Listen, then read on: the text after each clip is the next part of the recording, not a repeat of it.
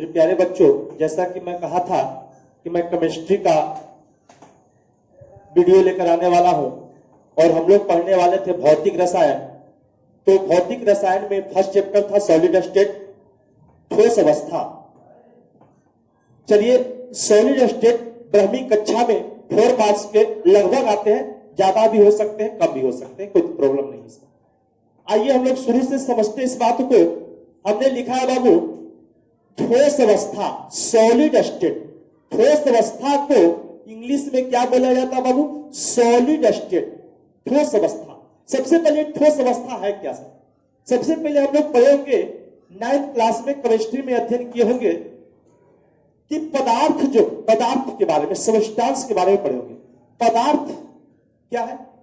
कोई भी वस्तु जो कुछ स्थान घेरे, जिसमें द्रव्यमान एवं आयतन हो, जो अवरोध उत्पन्न करे, उसको हम लोग क्या बोलते हैं? पदार्थ बोलते हैं। पदार्थ में 2 तरह के परिवर्तन आ सकते हैं। कितने तरह के? 2 तरह के। पहला भौतिक परिवर्तन और दूसरा रासायनिक परिवर्तन। भौतिक परिवर्तन का मतलब क्या हुआ? भौतिक परिवर्तन के आधार पर पदार्थ जो है वह 3 प्रकार के हो गया: ठोस अवस्था, द्रव अवस्था और गैस अवस्था। भौतिक परिवर्तन और रासायनिक परिवर्तन है क्या? देखो, भौतिक परिवर्तन का मतलब वो ऐसा परिवर्तन जिसमें पदार्थ पूर्वावस्था को प्राप्त कर सकता है, मतलब पहली वाला अवस्था को प्राप्त कर सकता है। और रासायनिक परिवर्तन में वह पहली अवस्था को प्राप्त नहीं कर सकता है। और भौतिक परिवर्तन मतलब ऐसे कह सकते हैं कि यह हमारा बाहरी गुण हो, बाहरी परिवर्तन हो गया। जैसे मैं आज जो ब्लू कलर का शर्ट पहना हूं, कल व्हाइट कलर के पहन ले, तो ये जो परिवर्तन हुआ वो आपका भौतिक परिवर्तन कहा जाएगा, है ना? तो भौतिक पदार्थ जो है भौतिक परिवर्तन के आधार पर 3 प्रकार के हो गया। पहला ठोस अवस्था, द्रव अवस्था और गैस अवस्था। चलिए, हम लोग ब्रह्मी कक्षा में फिजिकल केमिस्ट्री में भौतिक रसायन में चैप्टर पढ़ना है पहला ठोस अवस्था, जिसके बारे में डिटेल से हम वर्णन करेंगे। चलिए आइए, ठोस अवस्था, सॉलिड स्टेट। हमने लिखा हुआ पदार्थ की वह अवस्था, पदार्थ की वह अवस्था जिसमें उसकी आकार एवं आयतन निश्चित होता है, उसे ठोस अवस्था कहा जाता है। तो मेन पॉइंट हो गया आकार एवं आयतन निश्चित होता है। आकार एवं आयतन क्या होते हैं? निश्चित होते हैं। आकार का मतलब क्या होता है? जैसे कि आपके सामने एक बुक दिख रहा है आपको। ये बुक जो है बाबू, इसमें लंबाई है, इसमें चौड़ाई है। अब प्रत्येक कोण पर 90 डिग्री का एंगल बन रहा है, कोण बन रहा है। तो इसको हम लोग क्या बोलेंगे? आयत बोलेंगे कि यह जो बुक है सर आयताकार। तो हमने क्या बोला कि पदार्थ की वह अवस्था जिसमें उसकी आकार। तो बताओ बाबू कि ये बुक जो है आज जो है आयताकार दिख रहा है, कल भी कैसा दिखेगा? आयताकार दिखेगा। मतलब जिस दिन भी इसे देखेंगे क्या दिखेगा? ये आयताकार दिखेगा। मतलब बुक जो है एक ठोस का गुण इसमें है। आयतन का मतलब क्या होता है? वो आयतन का मतलब होता है किसी भी वस्तु का आयतन आप निकालिएगा। तो मान लो कि वस्तु है एक बुक, और इस व्हाइट बोर्ड पर श्वेत पट पर जो है मान लो इतना स्थान छिक रहा है, तो कहेंगे कि सर इस बुक का आयतन इतना हुआ। ये वॉल्यूम का मतलब हुआ आयतन। तो ठोस की बुक क्या है? ठोस है। ये मार्कर जो हमने हाथ में लिया हो, ये भी क्या है? ठोस है। आज ही बेलनाकार है, कल भी बेलनाकार रहेगा। आयतन मान लो आज स्थान इतना छेक रहा है इस वक्त श्वेत पट पर, तो कल भी इतना छिकेगा। तो पदार्थ की वह अवस्था जिसमें उसकी आकार एवं आयतन निश्चित होता है, उसे ठोस अवस्था कहा जाता है। मेन पर्पस है द्रव और गैस, सभी का डिफिनेशन 9th क्लास में हम लोग पढ़ चुके हैं। आते पढ़ते इसका कंपैरिजन, मतलब तुलना, कि ठोस, द्रव और गैस में कंपैरिजन कैसे करेंगे, तुलना कैसे करेंगे। पहला हमने आपको लिखा है आकृति के बारे में, शेप बोला है, आकृति। हमने ठोस में लिखा है बाबू इसकी आकृति निश्चित होती है। मतलब ठोस की आकृति क्या होती है? निश्चित होती है। मतलब इसकी आकृति में कोई परिवर्तन नहीं होता है। दूसरे में लिखा है बर्तन की आकृति होती है। ये क्या है सर? बर्तन की आकृति मतलब कि देख लो पानी, जल देखो पानी को, मान लो पानी को ग्लास में रखे हैं तो पानी की जो आकृति होगी वह ग्लास के जैसा हो। मान लो पानी को एक तसली में रख दिया तो पानी की जो आकृति होगी वह तसली के समान हो गया। मतलब कंटेनर पर डिपेंड करता है बाबू, बर्तन पर डिपेंड करता है। तो पहला कि आकृति ठोस का क्या होता है? निश्चित। द्रव का क्या होता है? बर्तन की आकृति होती है। जैसा बर्तन, जैसा कंटेनर, वैसा उसका आकृति होती है। बर्तन भरा होता है, गैस में लिखा हुआ है बाबू, बर्तन भरा होता है। कहने का मतलब कि गैस के कितने भी कम कण रहे या अधिक कण रहे और किसी भी कंटेनर में रखिएगा, किसी भी बर्तन में रखिएगा तो पूर्ण रूप से भरा जाएगा, पूर्ण रूप से भर जाएगा। जैसे देखो ये मान लो एक कंटेनर है, इस कंटेनर में अगर गैस की कण रहेगा तो ये जो है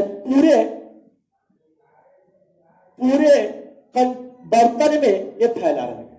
या कण कितने रहे, कम रहे या अधिक रहे, गैस 1 केजी ले लो या 2 केजी ले लो, वह पूरे बर्तन को भर देगा।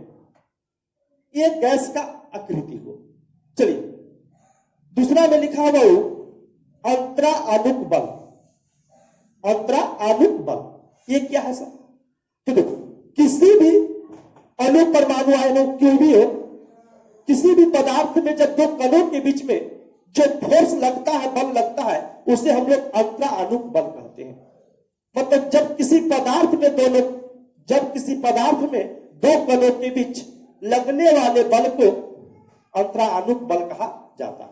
तो अंतरानुक बल हमने लिखा पहला पॉइंट, बहुत मजबूत, बहुत मजबूत। मतलब अंतरानुक बल जो ठोस अवस्था में बहुत मजबूत होता है, इसमें मद होता है, यह इसमें कमजोर होता है, इसमें ज्यादा अंतरानुक बल नहीं पाएगा, इसमें दोनों के बीच में होता है। ठीक है, अब सुनिए सर, बहुत मजबूत का मतलब क्या? जैसे मान लो एक सिले ले लिया, पत्थर ले लिया, पत्थर में देखो भाई, मान लो कि ये मेरा उंगली इस तरह से फैला दिया और पत्थर को ऐसे जाकर प्रेस करें तो क्या प्रेस हो जाएगा?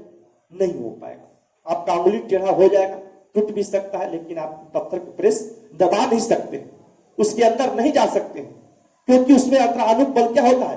बहुत मजबूत होता है, उसमें अंतरान्विक स्थान नहीं पाया ही नहीं जाता है।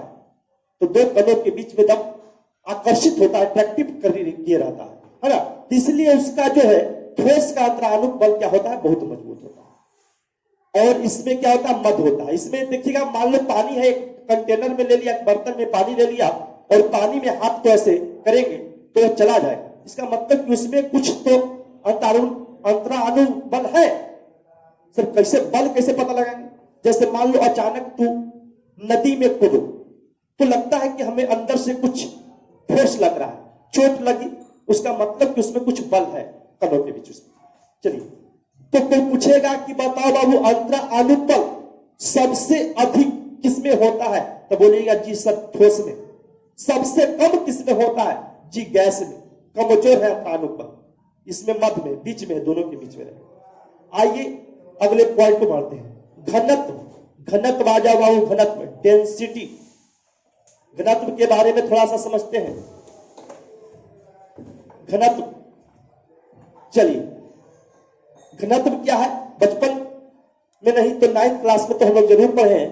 घनत्व का होता है डेंसिटी मास बट्टे वॉल्यूम, मतलब द्रव्यमान बट्टे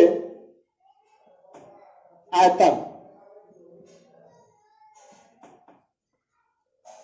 द्रव्यमान बट्टे आयतन, डेंसिटी बराबर घनत्व बराबर द्रव्यमान बट्टे आयतन। इसे जरा सा समझिएगा, घनत्व क्या है? जैसे मान लो जगह कम है और हम लोग ज्यादा लोग उसमें समाहित हैं, तो उसको डेंसिटी को बोलते हैं कि वो डेंसिटी जो अधिक है ना। तो देखो डेंसिटी घनत्व बराबर द्रव्यमान बट्टे आयतन, मतलब घनत्व है क्या? प्रति एकांक आयतन में पदार्थ का जो परिमाण होता है उसे घनत्व कहा जाता है, डेंसिटी कहा जाता है। तो डेंसिटी हमने लिखा ठोस की, तो ठोस का घनत्व बाबू उच्च होता है। ठोस का क्या होता है? घनत्व उच्च होता है। क्यों होता है सर? ठोस का घनत्व उच्च होता है और इसमें कम होता है, इसमें बहुत कम होता है गैस। जैसे मान लो कि एक सील है, तो सील के अंदर तो हम लोग जा नहीं सकते, उसका क्या कणों के बीच में डेंसिटी जो बहुत अधिक है, मजबूत है ना। और जल में, तो जल में प्रवेश कर सकते हैं, उसमें थोड़ा कम है। और गैस में मान लो हम लोग जो है जितने भी लिविंग है, मतलब सजीव है, जीव जंतु रहे चाहे हम लोग रहे, सभी जो है वायु से घिरा हुआ है, वायुमंडल में है। तो क्या वायु में है तो यहाँ पर ऑक्सीजन भी है, नाइट्रोजन भी है, कार्बन डाइऑक्साइड भी है, तो सभी उपस्थित है यहाँ। लेकिन हम लोग को बताओ कि पृथ्वी पर वायुमंडल के जो आवरण घिरे हैं उसमें हम चल पा रहे हैं कि नहीं चल पा रहे? चल रहे हैं। इसका मतलब ये हुआ कि इसमें जो है घनत्व बहुत कम होता है गैस में।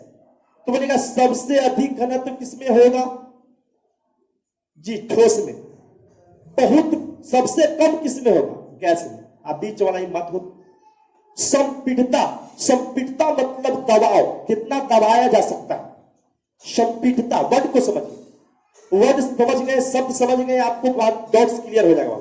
संपीड़ितता हमने लिखा है पॉइंट में, असंपीड़ितता मतलब इसे कंप्रेस भी, मतलब इसे दबाया नहीं जा सकता है। सॉलिड को मतलब ठोस पदार्थ को दबाया नहीं जा सकता है, इसे लिखा असंपीड़ितता इसमें होता है। इसमें संपीड़ितता कम होता है, इसके थोड़ा बहुत दबा सकते हैं, इसमें बहुत कम होता है, इसे गैस में। चलिए आगे तरलता, तरलता का मतलब और क्या होता है? तरलता मतलब होता है बहाव। तरलता मतलब क्या होता है? बहाव।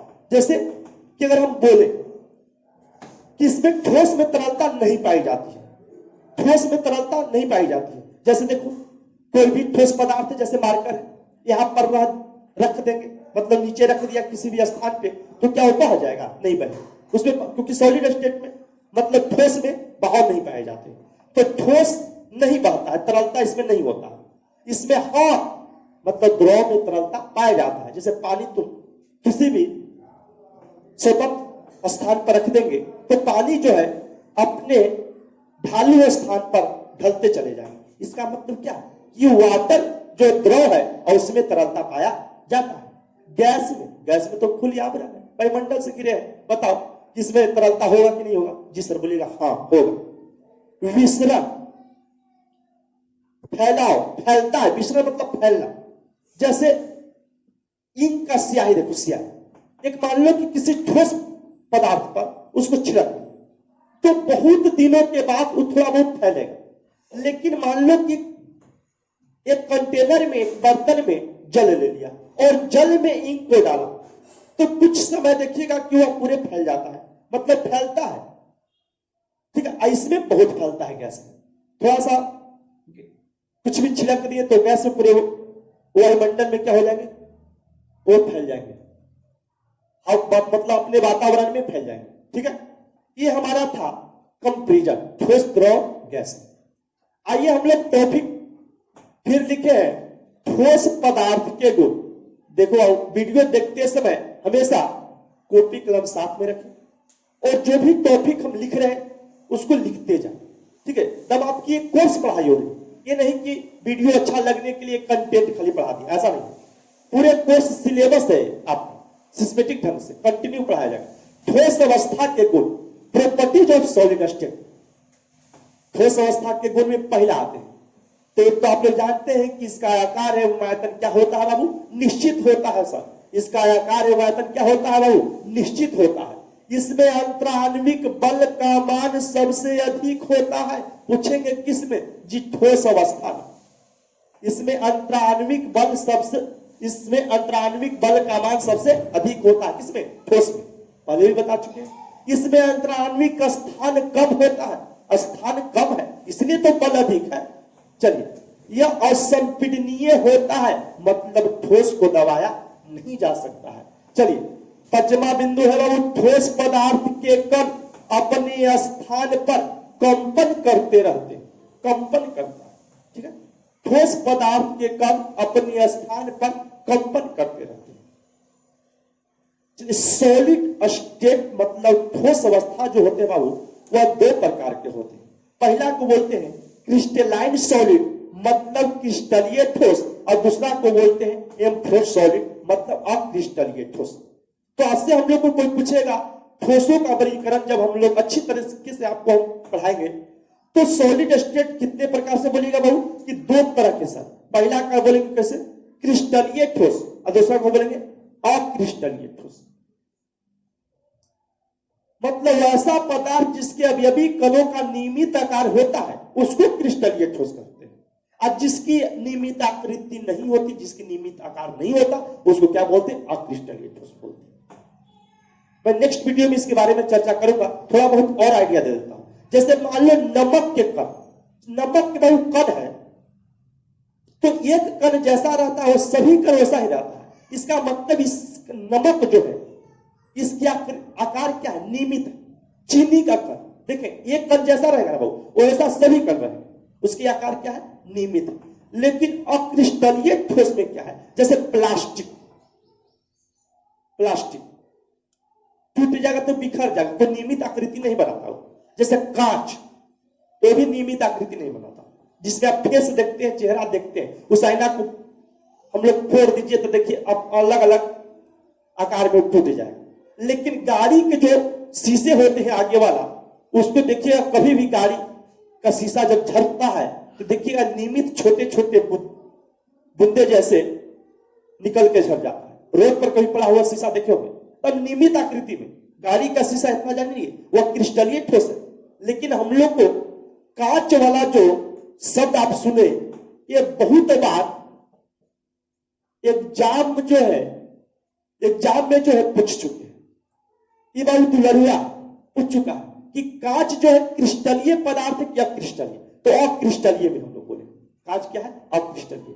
नेक्स्ट वीडियो में बहुत अच्छी तरीके से आपको, क्योंकि यह बाबू इंट्रोडक्शन था सॉलिड स्टेट के, अभी तक हमने कुछ नहीं पढ़ाया, एक खाली परिचय दिया है आपको। आगे हम जब क्रिस्टलीय ठोस अक्रिस्टलीय चालू करेंगे तो आपको बहुत अच्छी तरीके से डिफाइन करेंगे और आपको अच्छी तरीके से समझाने का प्रयास करेंगे, ठीक है। और अगर वीडियो आपको अच्छी लगती है तो चैनल को सब्सक्राइब करें और साथ साथ में बेल आइकन को भी दबाएं और कमेंट करके जरूर बताएं कि आपको वीडियो कैसा लगा। धन्यवाद।